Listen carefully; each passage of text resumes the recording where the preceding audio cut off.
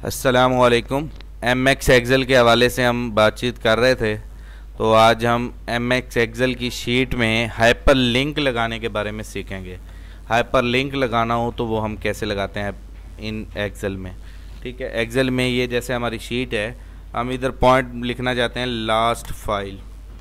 ठीक है, last file से मुराद है जो भी अगर आपने कोई काम किया हुआ है उस लास्ट फाइल को आप लिंक बनाना चाहते हैं। लिखने के बाद इस कर्सर को ऑन नहीं रखना, तो लिखने के फ़ौरन बाद ऐसे एक्टिव सेल नहीं रहेगा। ठीक है, एक्टिव सेल की सूरत में ये देख रहे हैं पूरा टैब ऑफ है सवाए सिंबल के, तो एक्टिव सेल नहीं रखना है, इसको अनएक्टिव करना है। अनएक्टिव करने के लिए क्या है, बाहर आके क्लिक करेंगे तो ये ऑफ हो जाएगा।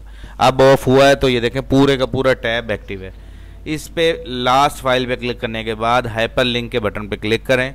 जैसा कि एमएस वर्ड में भी डिटेल से मैंने हाइपर लिंक के बारे में बताया था। अपनी जो फाइल अटैच करना चाहें, मैं यहाँ से अपनी लोकेशन देना चाहता हूँ ड्राइव डी, और यहाँ पे ये मेरी फ़ाइलें पड़ी हैं। ये मैंने पाकिस्तान के नाम की एक फ़ाइल अटैच कर दी और कर दिया ओके। तो ये देखें ये लिंक की निशानी है।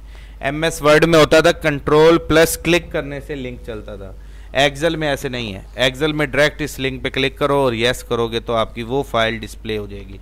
इस अमल को कहते हैं लिंक लगाना। उम्मीद करता हूँ आपको ये लिंक करने का टॉपिक समझ आ गया होगा। अब इस फाइल को बंद करेंगे तो वापस अपनी फ़ाइल में आ जाएंगे। जब इस पर क्लिक करेंगे और यस करेंगे तो उसी फाइल में आ जाएंगे। ठीक है, थैंक यू, अल्लाह हाफिज़।